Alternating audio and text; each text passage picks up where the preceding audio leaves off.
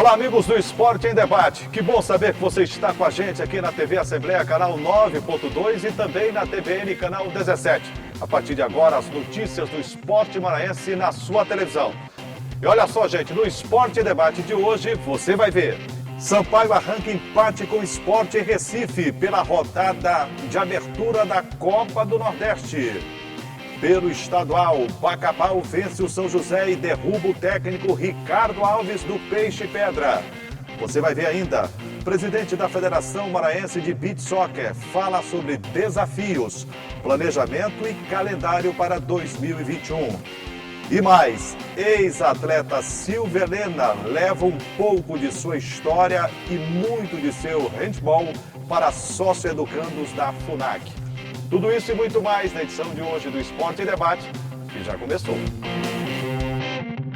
E para começar o Esporte em Debate, a gente fala de beach soccer, a modalidade que tem colecionado títulos importantes e tem elevado ainda mais o nome do estado do Maranhão esportivamente se falando. O Maranhão tem conquistado títulos sensacionais na modalidade. Para este ano de 2021, com o novo normal, os desafios são enormes. O presidente da Federação Maranhense de Beach Soccer, Eurico Pacífico, fala desses desafios, planejamento e, sobretudo, do calendário para este ano. O beach soccer é uma das modalidades onde o Maranhão já tem tradição nacionalmente. Títulos e atletas brotam em quantidade e qualidade. Com a pandemia, as competições ficaram paradas, mas em março as areias estarão movimentadas para o estadual e outras competições, como conta o presidente da Federação Maranhense de Beach Soccer. Nós temos algumas competições importantes que vão acontecer. Agora, no mês de março, nós teremos o Campeonato Maranhense de Beach Soccer, na categoria feminino e também no masculino. Campeonato de Seleções, que é uma competição já tradicional, que é realizada já há muitos anos. Faremos também, ao longo do ano, um Sub-20, que é para essa garotada que está surgindo agora na modalidade. Isso é importante porque certamente novos atletas surgirão. E vamos também fazer uma competição, que é o Campeonato Maranhense de Clubes de Camisa. Pretendo fazer essa competição ali entre o mês de junho e julho, algo também fundamental e importante, porque vai fomentar ainda mais o beach soccer, sendo uma competição dos clubes tradicionais do estado do Maranhão. As competições estão voltando em meio ao aumento de casos da Covid-19, mas o Pacífico garante que todos os protocolos sanitários serão atendidos para garantir a segurança dos profissionais que participarão dos eventos. Todas as competições realizadas, seja no estado do Maranhão ou nacionalmente, há uma preocupação muito grande em relação à pandemia. Os protocolos, as diretrizes criadas tanto pela Confederação como pela Federação Maranhense são importantes e têm sido seguidas rigorosamente, evitando a aglomeração, a utilização de álcool em gel, os distanciamentos, para que se tenha as competições realizadas com a maior segurança possível. Sobre o momento em que vive o esporte, apesar de títulos e atletas renomados, como o Datinha, que atua na seleção brasileira, Eurico Pacífico conta que alguns problemas fora das quatro linhas atrapalham o bom andamento do beach soccer. Realmente há uma dificuldade muito grande de se conseguir patrocínios, investimentos foram reduzidos absurdamente. Eu acho que chegou o momento das entidades esportivas terem criatividade, encontrarem formatos e maneiras de conseguirem realizar as suas competições. O impacto é grande na indústria do esporte, mas eu espero e torço com a chegada das vacinas que esse quadro melhore o mais rápido possível e o esporte mundial volte a trabalhar de uma maneira bem positiva.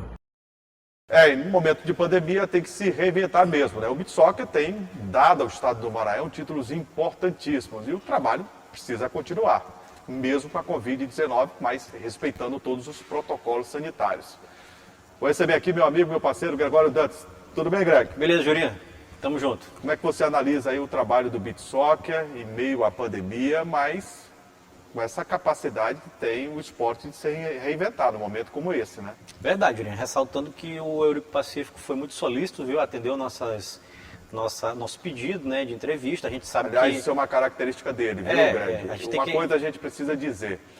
tem dirigente que não gosta de falar, tem dirigente que não gosta, né, de mostrar o que está fazendo ou que não fala sobre o que não está fazendo. Isso que eu ia dizer. Não tem o que falar, né? Não tem o que falar, mas o Eurico sempre tem o que falar e gosta de falar sobre os temas da sua modalidade. Tem, né? pois é. Por isso eu queria agradecer o Eurico, né, por estar disponível para a nossa equipe do Esporte Debate. Ele mandou o vídeo, a gente, claro, sabe que está passando por um momento complicado, né, de pandemia da Covid-19, segunda onda, tem uma galera que nega, que não acredita, mas estamos sim em segunda onda da Covid-19, tem muita gente morrendo, perdendo a vida todo dia.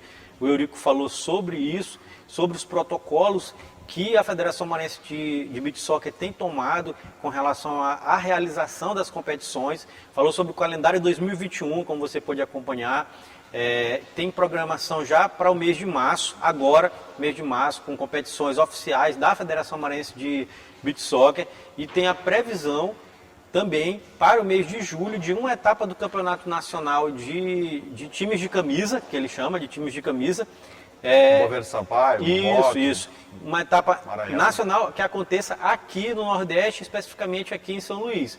Então, tem esses projetos, tem também uma programação de um campeonato sub-20 para a revelação de jogadores, né, que é uma coisa muito importante.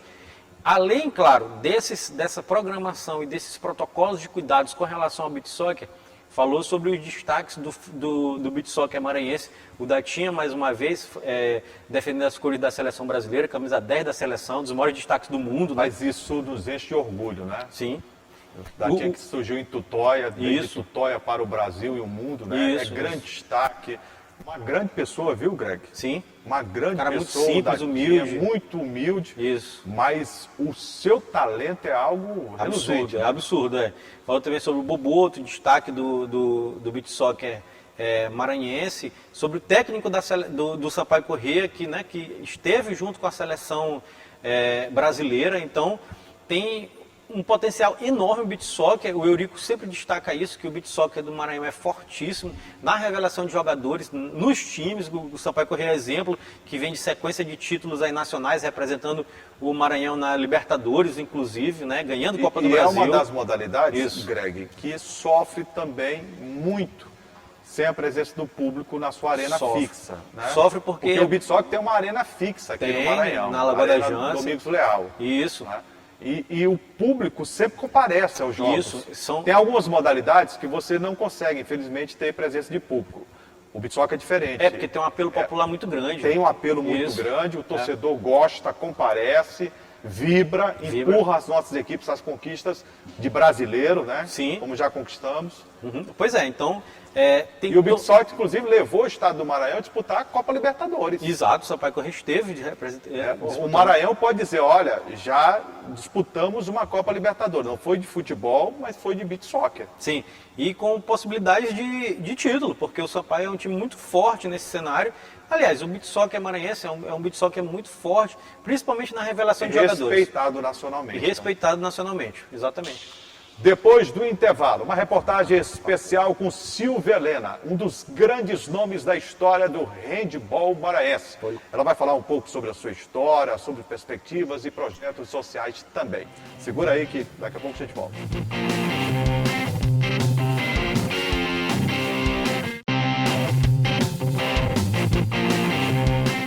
Aqui no Esporte em Debate, a gente sempre traz reportagens especiais falando de movimentos, falando sobre atitudes, boas ações relacionadas ao esporte e à cidadania. E a gente vai falar agora de um projeto muito interessante, desenvolvido pela FUNAC, aqui na cidade de São Luís, que envolve, inclusive, o intercâmbio, a experiência de grandes atletas de diversas modalidades que prestam um bom serviço para o sócio educando. Eu estou falando de Silvia Helena, que tem participado praticamente todas as semanas. Ela colabora com a formação de novos atletas, mas sobretudo de cidadãos aqui na cidade de São Luís. Os treinos de handebol estão sendo feitos para adolescentes em centros socioeducativos de internação em São Luís. A Silvia Helena, atleta da seleção brasileira Master de Handebol, é quem comanda os treinos que fazem parte do projeto FUNAC em Movimento. Fico muito feliz, me identifico com essa causa, parabenizo a FUNAC por acreditar no poder transformador do esporte e poder vir aqui compartilhar um pouco da minha história, da minha carreira esportiva e mostrar para esses jovens que, apesar de difícil, a gente sempre pode mudar a nossa realidade, por mais difícil que pareça. Os encontros são realizados pelo menos 2 vezes por semana. Além de praticarem uma atividade física, os adolescentes aprendem a importância do trabalho em grupo. Aqui a gente busca trabalhar mais, a gente não foca tanto na parte do alto rendimento e alta performance. Aqui o foco é totalmente outro. O foco é completamente social. Aqui a gente tenta trabalhar os valores de trabalhar em equipe, né, que sabe que para alcançar a vitória eles vão precisar se ajudar, vão precisar trabalhar junto, vão precisar ser compreensivos, vão precisar se incentivar, se apoiar. Então, todas essas partes de coletividade, de trabalhar como um grupo, como um coletivo, é passado aqui e é trabalhado através das nossas atividades.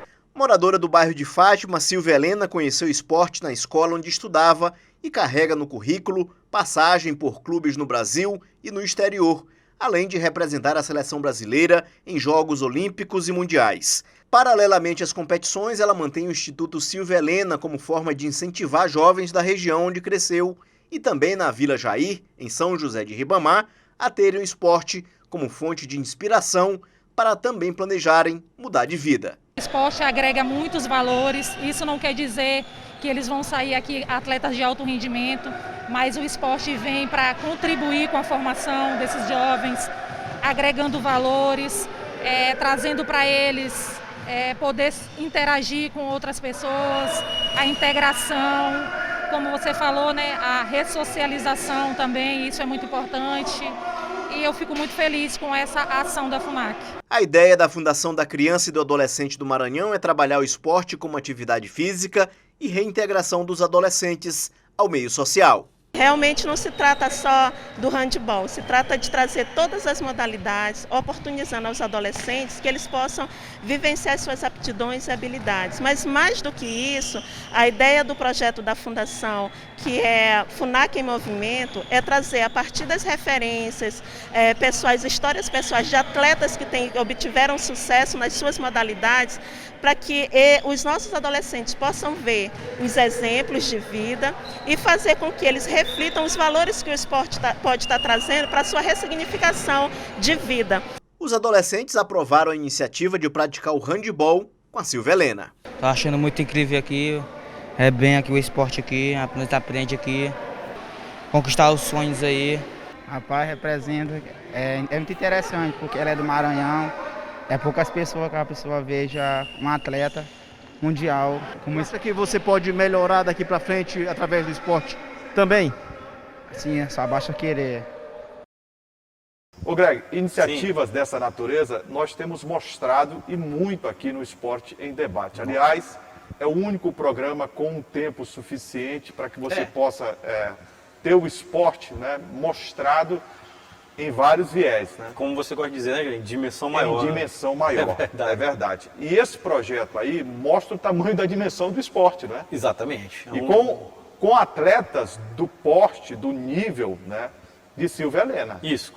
Silvia Helena foi uma atleta espetacular. Exatamente. Defendeu a seleção brasileira em Olimpíadas, em Jogos Mundiais, né, em Campeonato Mundial de Handebol, Pan-Americano, então é uma atleta reconhecida mundialmente. Silvia Helena, que é daqui do bairro de Fátima, é presidente do Instituto Silvia Helena, que faz um trabalho fantástico. Já fizemos matéria, inclusive, do nosso programa Esporte Debate sobre o Instituto, sobre o trabalho da Silvia Helena nesse processo de transformação das realidades, né, da população, nesse caso específico dos jovens e adolescentes do bairro de Fátima. E agora dos socioeducantes da FUNAC na parceria, né, nesse projeto FUNAC em Movimento, que a Meire Rabelo, que é a coordenadora desses programas socioeducativos da FUNAC, falou muito bem aí na reportagem do Ismael Gama sobre isso. A Silvia vai praticamente toda quarta-feira, como você destacou, Julinha, na FUNAC, e além de ter um momento de fala, que ela conta um pouquinho sobre sua história de vida, de superação e também das conquistas dentro da quadra, ela também tem esse momento que é a prática, né? Onde ela e o coordenador do presidente Silvia Helena, o Diego Pitombeira, fazem essa tipo de uma espécie de oficina com os socioeducandos sobre o handebol. Eu quero falar um pouco sobre a Meire. A Meire tem dirigido a FUNAC com olhar para o futuro. E é o certo. Ela tem feito um trabalho utilizando uma ferramenta que muitos gestores, pelo Brasil principalmente, não a utilizam, por não conhecer, né, a ferramenta como um instrumento de inclusão social espetacular, que é o esporte. Sim. O esporte é capaz de regenerar. O esporte é capaz de delinear. O esporte é capaz de levar o cidadão ou a cidadã e aqueles que cometeram, por algum desatino, infração na vida, ao caminho certo, ao caminho correto. Verdade. Ele é capaz de mostrar. Isso está provado cientificamente. Existem os mais diferentes trabalhos no mundo inteiro, né, de pesquisadores europeus, de pesquisadores asiáticos, de pesquisadores brasileiros, né, que mostram a importância do esporte. E já não é de agora que a Meire vem fazer uma série, né, de oficinas, de eventos, associando o esporte à recuperação de jovens que, eu repito, por algum momento da vida, né, cometeram uma infração. E como cometeram a infração, como qualquer ser humano, você tem o direito de errar. O ser humano é um ser falível. Claro. O ser humano não é infalível. Então, mas você erra, persistir no erro não é agradável e não faz bem. Corrigir o erro faz bem à sua natureza, faz bem à essência, faz bem à sociedade e faz bem à sociedade como um todo, né? É verdade. Então, projetos dessa natureza a gente abraça, apoia e tem que ser mostrado mesmo. Isso, a gente sempre vai trazer aqui no nosso programa Esporte em Debate, né? E que ela continue, né? Claro, é de fundamental importância. A Silvia Helena já faz esse trabalho, como a gente falou, com os jovens lá de São José de Ribamar e os jovens no Instituto Silvia Helena lá no bairro de Fátima. Castro faz esse trabalho também, no basquete. Isso, no basquete. No futsal, lá na Liberdade. Isso, na Liberdade, mesma coisa. A gente tem que enaltecer toda vez que acontece isso, que programas, que projetos desses que levam à inclusão social você de sabe jovens. Por que atletas do naipe da Silvia Helena e da Isiane, por exemplo, as duas, outros atletas fazem. O Frederico Castro faz na natação também. Sim. Você sabe por que eles fazem isso? Porque eles entendem que estão retribuindo tudo aquilo, né? Tudo aquilo, eles estão devolvendo tudo aquilo que o esporte proporcionou a eles na vida. Isso. Entendeu?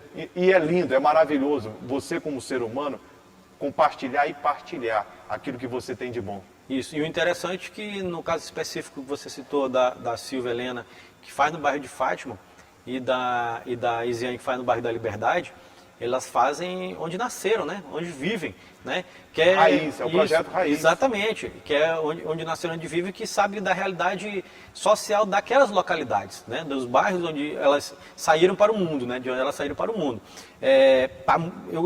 Eu sempre gosto de parabenizar as pessoas, nesse caso aqui ficam os nossos parabéns, né, Julinho? Para a Meire Rabelo, para o Diego Pitombeira e para a Silvia Helena por esse trabalho que está sendo realizado lá na FUNAC, né? Porque os jovens, como a gente costuma dizer aqui, o esporte funciona como válvula de escape. Como dizem os deputados, eu subscrevo. Subscreve? Subscrevo. Tá certo. Depois do intervalo, o destaque para o futebol maranhense. Você vai saber como foi a estreia da Bolívia querida na Copa do Nordeste. E os destaques do Campeonato Maranhense. E não é que o Bacabal venceu São José e já caiu o primeiro técnico do Campeonato Estadual 2021. Segura aí que a gente volta já.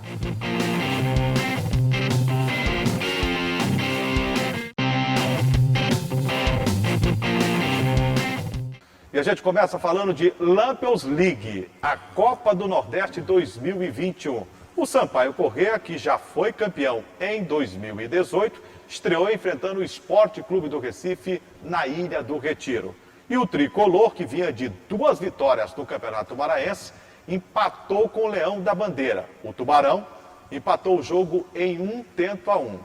Destaque para esse jogo para um gol anulado do time do Sampaio Corrêa Futebol Clube, gol anotado pelo Jefinho, que, por sinal, foi um belíssimo gol do Tubarão, mas foi anulado pela arbitragem. 1-1 foi o placar do jogo, né? Foi.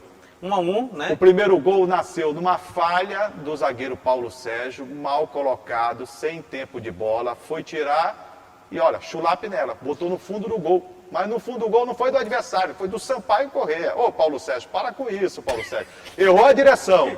Aí o Sampaio Corrêa empatou. Precisou fazer 2 para valer 1. O primeiro, jogada na área, Paulo Sérgio tocou sem querer a mão na bola. A arbitragem não parou no momento, deu gol. Mas o árbitro assistente, o suplente da partida, acabou denunciando. O gol, minutos depois, foi anulado. Não tem nada com isso não. Depois houve um cruzamento na área e um chulap. Não foi do Jefinho, gente, foi do Chico. Pode chamar de Francisco? Não, Chico fez o gol de cabeça que empatou o jogo. 1-1. Greg, eu queria que você falasse inicialmente desse gol anulado. Tá, vamos lá. Foi correta a anulação? Foi. Torcedor do Sampaio vai dizer que concorda, não vai né? concordar que não foi, mas foi. Agora, mas jornalista não pode ser torcedor. Só que tem o seguinte, a gente tem que analisar o lance como um todo. Foi correta a anulação? Foi correta. A bola bateu na mão do Paulo Sérgio. O Sampaio se aproveitou dessa bola bater na mão, que a bola sobrou pro Jefinho, que por sinal fez um belíssimo gol. Mas ele deu uma virada, ele né? dominou com a perna, sem deixar cair, virou e bateu, fez um... Com estilo. Com estilo. Gol de centroavante. Fez o gol. O problema não é esse. Na regra, o gol tem que ser anulado. Bateu na mão do Paulo Sérgio. Agora, explica para quem está em casa. Vamos lá. Porque olha só, o canal que estava transmitindo, ele não sabia explicar. Não sabia. Aí o cara foi para outros veículos, eu não vou dizer quais, uma questão de ética, não souberam explicar. Alguém disse bandeirinha, não foi o bandeirinha que chamou para anular o gol, não. Explica para quem está em casa, assistindo agora, por que o árbitro anulou, o que mudou na regra que o fez anular o gol. Eu acho que é preciso que o telespectador entenda. Tá. O telespectador tem que entender o seguinte: quando a bola bate na mão em situação ofensiva, se o time se beneficia daquela bola que tenha batido na mão, principalmente tem que se parar. Houver o gol. Isso, tem que parar o lance. Tá isso na regra agora. Tem que parar o lance, não vale. Certo, isso aí... Embora ele tenha tido intenção ou não. Ou não, isso. Não precisa fazer esse julgamento. Não precisa, porque a nova regra, o novo entendimento, né, diz que ninguém pode se beneficiar de uma infração para fazer um gol, né, no momento ofensivo. Né, isso aí tem que ficar bem claro. Então tem que ser anulado por isso. O problema, e que pouca gente está discutindo, que a gente vai discutir aqui, é que não foi esse. O problema é que o quarto árbitro, que tem sim autonomia para dizer se bateu na mão ou não, para interpelar o árbitro principal e dizer, não, bateu na mão, eu vi. Ele que disse que bateu na mão, não foi o assistente, que a gente chamava antigamente de bandeirinha, né, do lado, não foi o bandeirinha, foi o quarto árbitro. Pode fazer isso? Pode. O problema é o seguinte... Aí você vai me permitir, porque eu vou lhe fazer o questionamento, que milhões de maranhenses gostariam de lhe fazer. Posso? Pode. Qual é o problema em relação a um assistente, que é o quarto árbitro, que tem a responsabilidade de fazer relatório também, assim como os 3 que estão dentro à margem do campo, ali na margem, tá entendendo? Por que ele, naquele instante, chamou o árbitro e qual é o direito que ele tem de interferir? Ele tem todo o direito de interferir. Desde que? Aí é que está o grande lance. Desde que ele tenha certeza e tenha visto aquilo ali. Com os seus olhos. Com os seus olhos, exato. Não pode alguém dizer para ele e nem chegar a mostrar o recurso tecnológico. Não, porque isso aqui a gente tem que deixar bem claro. Esse jogo, da primeira fase da Copa do Nordeste, não tem a presença do VAR. Isso. Não tem a presença do VAR. E se houver interferência externa, fora daqueles 4 ali, em uma decisão, por um entendimento de que alguém viu e mostrou... Um erro de direito ou de fato. Isso aí, o jogo teria que ser anulado, porque é proibido ter interferência externa. E o que foi que houve? O que foi que houve, aí é no âmbito da especulação, né, porque isso aí vai ser difícil provar, é muito complicado provar. O cara da televisão. Alguém da televisão chegou ao ouvido do quarto árbitro e disse, bateu na mão do zagueiro do Sampaio, tem que parar o lance. Bom, se alguém fez isso, o gol teria que ser validado.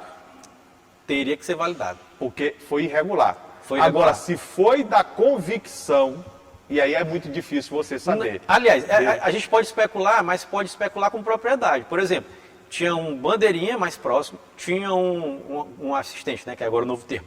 um assistente mais próximo, tinha o árbitro mais próximo. Ninguém viu. Ninguém viu. Aí o quarto árbitro que estava no meio do campo, né, distante, mais distante dos dois, muito mais distante que os dois, viu. Esse que é o questionamento. Ele viu e disse, não, bateu. Ninguém viu na hora. Não, e aí se viu. ele Isso que é conseguiu ver com Ele os seus tem que- próprios olhos, ele tem que ser lançado de alto mar para pescar a tainha. Ou pilotar avião da FAB. Porque eu vou te contar, O Otávio o da FAB. rapaz tem uma visão Tem. biônica. Biônica. O problema é esse. Vamos falar do jogo, Greg. Só para ficar bem claro, o gol foi irregular, bateu na mão do Verdade, Paulo Sérgio, tem que verdade. parar. Só que a interferência externa não pode acontecer. E nesse caso está quase configurado que teve. E quem foi o personagem do jogo? Paulo Sérgio. Mais uma vez. Infelizmente, né? Vamos lá, o jogo, né? Ô Greg, o Vamos. que mudou do Léo Condé para o Rafael Guanais? Tá. Eu acho que é a grande pergunta a ser respondida.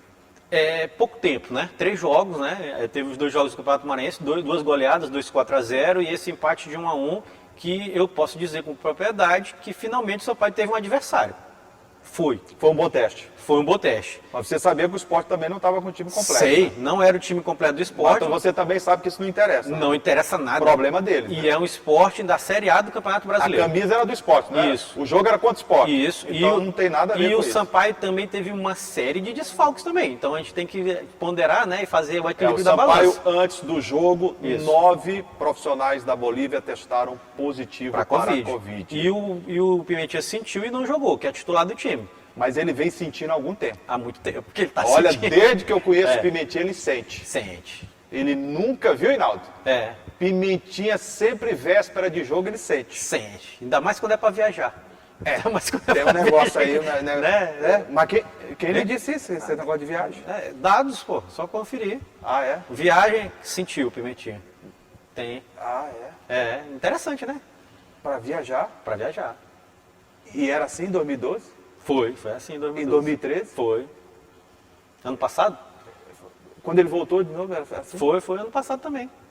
Mas qual é o medo da Covid? Deve ter sido. Corona. Se ele teve medo da Covid, ele está certo. Aeroporto, rodoviária e tal, essas coisas. Claro. Sim. Mas que mudou? só um negócio para me lembrar. Tá. Em 2012 não tinha Covid. Não. 2013 também não. Não. E ele já sentia a véspera do jogo? Tinha essa prática. Ah, só isso. É porque minha cabeça está fazendo aqui. Tinha esquecido, né? Tinha esquecido. Tá. Falando do que mudou, né, Juraci? Com relação... É porque isso não mudou.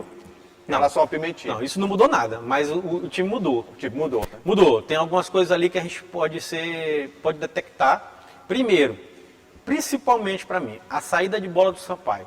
O Sampaio aderiu à nova metodologia do futebol, como o presidente de Frota disse, né, que queria uma metodologia mais moderna, né, trazer técnicos que estivessem mais atualizados com relação ao processo futebolístico no mundo.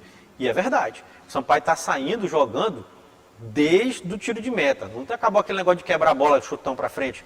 Sai do lateral, sai já tocando a bola, valorizando a posse de bola, tentando construir o jogo desde o início.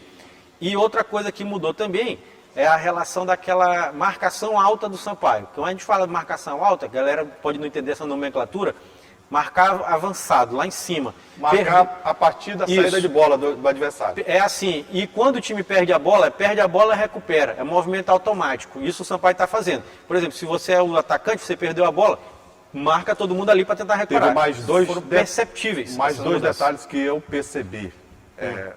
Quanto ao posicionamento dos jogadores, eles puderam estar mudando, trocando de posição mais à vontade. Como o cara disse, flutuando, né? Não tão E preso. né? outra situação, Isso. ele abriu mão da persistência do Condé, do 4-3-3, uma formação com 4-4-2. Ele adotou um sistema mais... Entendeu? que ele entendeu ser melhor, né? Pois é. Até porque ele também perdeu o Pimentinha, né?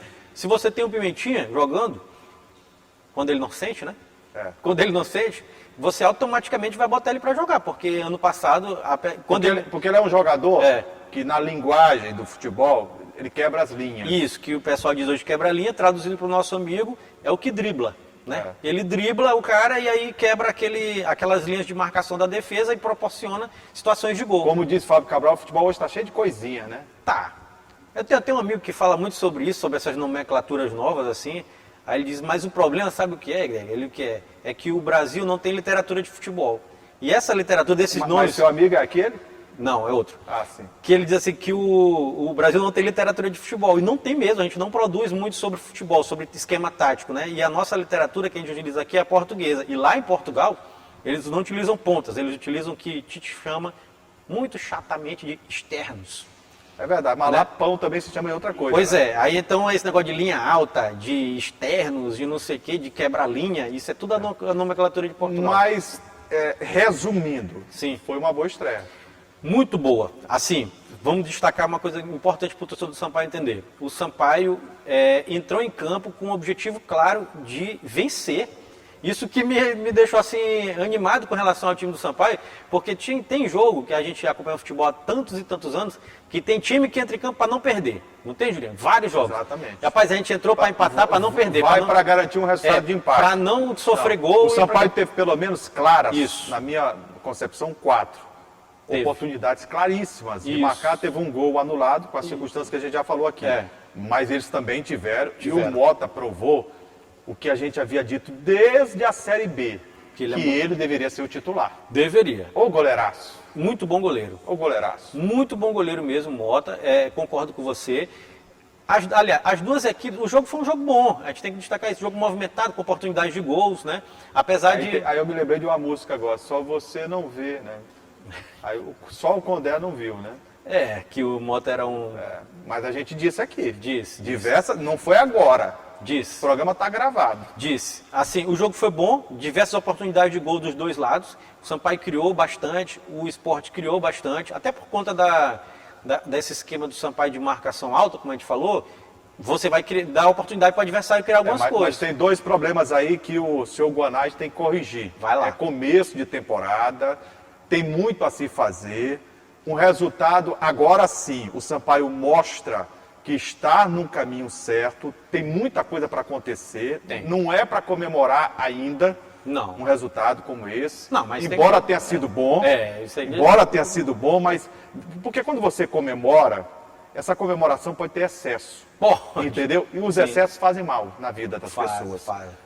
É bom dizer, o Sampaio agora estreou, na minha opinião estreou na temporada, estreou com dignidade, fazendo um grande jogo diante do Sport. Agora, fora de casa. Tem dois aspectos que ele precisa corrigir urgentemente. O quê?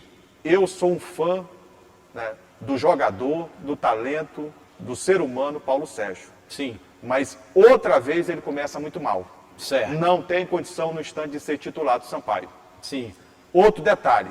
É preciso saber se essa cratera que está ficando pelo lado direito é um reposicionamento que pode ser feito com a subida do Sávio com um segundo volante ali, ocupando espaço, ou se ele não se liga em marcação. Isso é característica dele. Ele atua como ala ou como lateral. Sim. Isso precisa ser definido pelo treinador. Precisa. Se ele for ala, ele vai ter que colocar alguém para fazer ali a marcação. Ou um terceiro zagueiro, né? Se ele for lateral, ele não tem nada a ver com lateral, porque ele não marca. Ou ele está sendo orientado errado, pode ser também, né? Eu acredito que não seja orientação, eu acredito que seja a característica do jogador. Pode ser também. Porque ele atuou como ponta. Sim, vamos aqui, foi bom. Primeiro, com relação a essa questão da lateral direito, concordo com você, deixa muito ali a desejar no sistema defensivo o Sávio, aí eu concordo novamente com você, mas aí tem as possibilidades. O Sampaio pode botar um terceiro zagueiro e aí explora ele como ala mesmo, né? Perde aquela necessidade de estar fazendo ali a proteção, né? Ou pode ser uma orientação do técnico e dizer assim, não volta. É difícil, mas pode ser.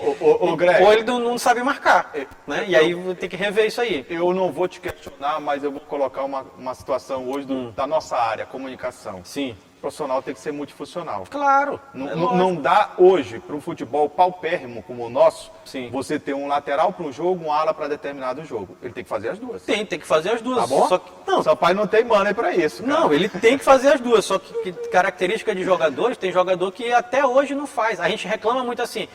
Eu me lembro assim, discutindo com um amigo e tal. Pô, tal jogador só tem a perna esquerda, ele é profissional, trabalhou a vida inteira. Se a bola cai na direita, não ata. Ele, na prática, ele teria que fazer. Exatamente. Só que não faz. Tem aí, um monte que eu é falei assim. Profissional multifuncional, aí o Gleides fez assim, ó, bateu no peito aqui, disse como ele. Só que antes de falar de Gleides, a gente tem que falar do Paulo Sérgio, que foi a primeira coisa que você citou. Paulo Sérgio é o seguinte, Jurinha. em agosto de 2020, quando ele cometeu a série de falhas na série de derrotas do Sampaio, os 4 primeiros jogos, 4 derrotas, ele foi expulso, deu gol, fez pênalti, fez tudo errado. Bem ali eu disse, Paulo Sérgio não tem condição nenhuma de ser titular do Sampaio. Bem ali eu disse. A gente está em março de 2021 já, né? Março de 2021, o jogo foi em fevereiro, esse jogo contra o Sport, de 2021, e Paulo Sérgio ainda é titular do Sampaio. Não dá. Não tem condição. Assim, como você disse, muito obrigado, Paulo Sérgio, você foi um histórico, fez história no Sampaio, mas não dá, cara. Não dá. A realidade mostra... Nesse nível de Série B, o que a gente está falando aqui, o que o Greg está falando, não é para acabar com a carreira do jogador, não é para, de repente, denegrir a imagem do jogador, que tem uma larga folha de serviço prestado. Tem, é ídolo. Agora, a gente está vendo que ele já não tem o arranque, ele já não tem o senso de cobertura. Aquele gol contra que ele fez foi simplesmente uma falta de noção espacial. Tá entendendo? Você não sabia onde é que o corpo estava. E erro técnico também. Erro técnico de posicionamento. De posicionamento e de fundamento. Porque quando ele foi cabecear, ele cabeceou errado. Foi erro de posicionamento e de fundamento. Então ele está totalmente fora de ritmo e está a tempo. Que na fase dele ele não faria aquilo. Eu disse aqui não. Quando nosso programa, na primeira passagem de Paulo Sérgio pelo Sampaio, na Série D ainda, Paulo Sérgio era jogador de Série A. Naquele momento, ele era um jogador da Série A que estava no Sampaio. Hoje, Paulo Sérgio, infelizmente, tem que ser reavaliado. Ele não é jogador para estar no Sampaio numa Série B, porque ele falha e compromete muito, ele dá a oportunidade do outro time vencer. Ô Greg, e não é que no Campeonato Maranhense de Futebol 2021, o Bacabal, que estreou muito mal na competição, conseguiu a primeira vitória, derrotou o São José pelo placar de 2-1. Foi a primeira vitória do Leão Azul do Médio Mearim. Foi. Mas a vitória foi tão impressionante, impactante, que derrubou o técnico Ricardo Alves, do São José. O Ricardo Alves já não é mais técnico da equipe do São José. Caiu. Eu queria até... Mas por quê? Não pode perder para o Bacabal também? Pode. Eu estava pensando se eu falaria antes da tabela e dos próximos jogos do Sampaio na Copa do Nordeste. A gente fala daqui a pouco. Daqui a pouco a gente fala, porque esse tema aqui é importantíssimo. O Ricardo Alves veio, como o Julinha conhece, já trabalhou no futebol maranhense há alguns anos atrás, estava afastado do futebol há muito tempo. Veio com uma proposta de organizar o clube em parceria com a prefeitura, né? E fazendo peneira, né? Ele realizou peneiras para encontrar jogadores, para compor o elenco do São José. E não deu nada certo. Tudo errado. O São José jogou 3 jogos, perdeu os 3 jogos. Né? Então, 100% de aproveitamento de derrota, de fracasso. Né? 100% de aproveitamento de fracasso. Negativo. 100%. O Bacabal perdeu de 2-1, ganhou de 2-1 do São José. Isso aqui é grave e ele caiu porque o time do Bacabal é um time semi-amador. Isso aqui que tem que destacar. O São José perdeu para um time que não tem nada. Nada mesmo. O Bacabal fazia vaquinha para poder jogar. Agora e quando você perde para um time que não tem nada, o seu time é o quê? Nada. É abaixo do nada. Mas você também está pegando duro com o São José. São José tem tudo para poder melhorar, rapaz. Tinha. Hoje não sei ter não. Não tem estádio. Agora já tem o técnico, já foi contratado, né? A gente tem que destacar, o Carlos Ferro voltou, né? E o Carlos Ferro está mais atualizado que o Ricardo Alves. O Ricardo Alves é um cidadão de bem, é um profissional organizado, mas a gente não sabia como é que estava a atualização dele, porque eu há muito tempo não o vejo. Sim. Ele mora aqui. Mora. Mas no futebol, não. Não, ele estava afastado. Completamente. Tava. E o futebol mudou bastante, né? O futebol muda toda hora, cara. A sociedade muda, o futebol está dentro da sociedade, ele muda junto. Isso aí a galera tem que entender. Mudou termos, mudou esquema tático. Isso. Mudou metodologia de treino. Mudou preparação física, tudo. Mudou televisionamento dos jogos, mudou arbitragem, mudou tudo. Isso. Mudaram as regras. Exato. Mudou tudo. Então... o Carlos Ferro assume, a gente destaca que o Carlos Ferro ano passado fez um excelente trabalho no São José, chegando na semifinal. Com todas as dificuldades. Isso, quase chega na final, né? Quase chega na final, mas chegou à semifinal, foi eleito o melhor técnico do Campeonato Maranhense ano passado. Justiça. Exato, e agora ele tem esse trabalho aí de recuperar o São José. O São José nesse momento é o lanterníssima, com 3 jogos, 3 derrotas, menos 6 gols de saldo, né? Menos 6, 0 pontos. O Sampaio está liderando, né? Na primeira colocação com 6, aí está lá no saldo de gols, 2 goleadas, né? O Pinheiro em segundo com 6, o Moto em terceiro com 6, o Juventude tem 3. Detalhe que o Moto tem um jogo para fazer, né? Isso, IAP com 3, Bacabal com 3, Imperatriz com 0 e cadê, rapaz? O São José com 0. Aí tem Quase o São José não aparece aí na classificação, né? Quase sumiu aqui. Aí na próxima rodada agora, aliás, complementando, né? Essa rodada temos vai ser realizado, né? Está sendo realizado, na verdade. Pinheiro Imperatriz, né? Pinheiro Imperatriz, IAP Moto e na quarta-feira, dia 3, Juventude e Sampaio às 3h30 da tarde. São os próximos jogos. Você Dessa sabia que o São José é do Léo Magno, né? O time do Léo Magno. Time do Léo Magno. São José, torcedor do Peixe Pedra. Só voltando àquele assunto lá da Copa do Nordeste, que o Sampaio joga quarta-feira contra o Juventude, né? 3h30 da tarde no Pinheirão, fora de casa, lá em São Mateus. E pela Copa do Nordeste, tem um jogo complicadíssimo. Qual é? Sampaio simplesmente encara no sábado agora, dia 6, sábado, 8h30 da noite do Cacholão, o Fortaleza. É só isso. É jogo encardido. Que o Sampaio tem pela frente. Então pegou o Sport fora de casa e agora pega o Fortaleza. Sequência dificílima de início de campanha, né? Com o resultado do jogo, Juliano. Detalhe, pegou o Sport, que é da Série A. E o Fortaleza, que é da Série A. E o Fortaleza, que também é da Série A. Exatamente. Então foram 2 confrontos pesadíssimos logo na estreia. Você sabe qual é o orçamento de um clube da Série A? Depende do clube, né? Como Sport e Fortaleza, por exemplo, que estão abaixo de Corinthians, Flamengo, o orçamento do América Mineiro, da Série B, era 28 milhões, né, no ano passado. Deve ser algo em torno dos 40 milhões, 50 milhões. 35 milhões, 40 milhões, por aí. Isso. Desse Fortaleza, falando desse cenário, Fortaleza Sport, né? Isso. E o do Sampaio? 6. Para receber quando? A primeira parcela em maio. Eu ia dizer a gosto de Deus. Não, é em maio, a primeira parcela. Primeira parcela. Recebe parcela. Isso. É duro, né? Sim.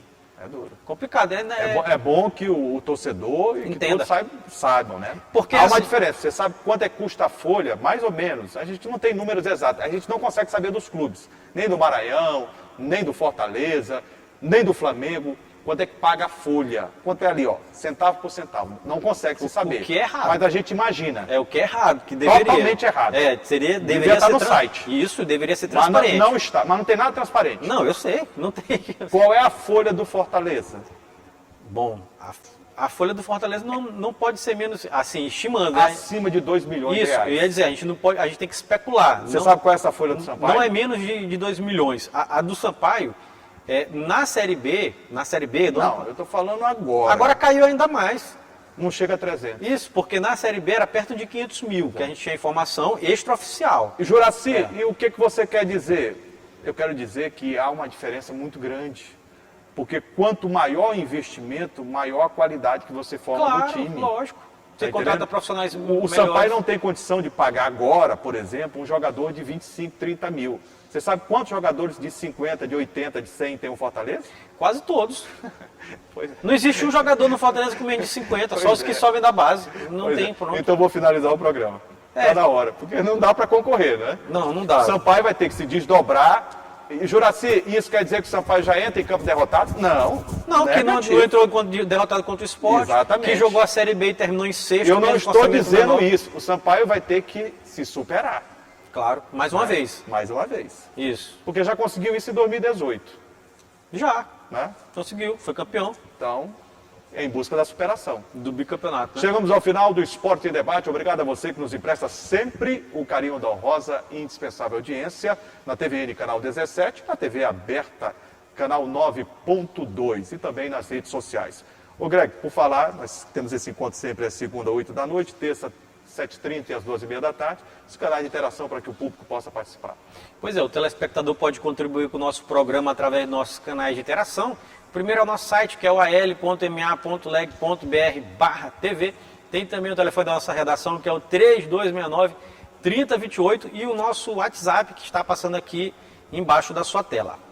Final de programa? Final de programa. Um grande abraço a todos e a gente lembra, viu, Greg? O quê? Nós estamos vivendo uma pandemia, não terminou, estamos na segunda, em alguns casos se fala em terceira onda pelo Brasil. Novas cepas aí. Se você espalhadas. vai sair, olha, Isso. nós estamos aqui mantendo a distância de 2 metros. Isso. Só tiramos a máscara para fazer o programa, vamos já colocar a máscara, entendeu? Todos os profissionais aqui atrás estão com a máscara que protege e ajuda a salvar a sua vida e a vida das pessoas que você gosta. Exatamente. Use o álcool gel, mas de preferência, lave as mãos com água e sabão. Isso. Evite a aglomeração, porque tem gente por aí que fala cada coisa absurda, rapaz, e a gente precisa levar ao público a informação verdadeira. Isso. Dizer que a Covid mata, Mata. que a Covid está dizimando famílias. 255 mil pessoas já perderam a vida. São mais de 5 mil no estado do Maranhão. Exato. São famílias que choram e a gente precisa respeitar cada um desses que perderam a vida e suas respectivas famílias que choram essas perdas. Nós já perdemos muitos amigos, companheiros de fronte, Sim. familiares, e a gente não quer perder mais ninguém. Então, por favor, é uma dica do Esporte em Debate. Saúde a todos, mas vamos cumprir os protocolos sanitários que fazem bem a mim, a você, Greg, e a todos nós na luta desenfreada e tem que ser acelerada pela vacinação e combate à Covid. E a gente traz essas informações, Jurinho, como alerta, né? Porque a gente vê muita mentira, né? Dita por aí, e muita gente cai nessa... Muito absurdo. Absurda, mentirosa, que cai, muita gente acredita e aí perde a vida, né, Greg, por conta disso. O programa de hoje, eu gostaria de dedicar a um companheiro que a Covid nos tirou. Sim. Juarez Souza. Eu chamava nas reportagens de campo de um danadinho, né, pela expertise dele e tal. Grande voz, um grande locutor esportivo, trabalhou comigo em diversas emissoras e que, lamentavelmente, após dias internado, ele acabou perdendo a vida. Perdeu a vida, mas não perderemos jamais a memória do seu talento, da sua capacidade profissional e com a certeza que a saudade fica. Fica. Não porque estamos distantes, mas sim porque um dia estivemos juntos. Exatamente. Então fica a nossa homenagem ao Juarez, né? Muito destaque também na área cultural, né? Na área cultural, um ativista cultural, Isso, né, da melhor qualidade, formou uma dupla espetacular com a Helena Leite. Os dois se encontrarão no andar de cima. Também já nos deixou, né? Um grande abraço à família, inclusive do Juarez, e todos nós vivemos esse momento de luto, de saudade. Até a próxima, gente. Tchau, galera. Até a próxima.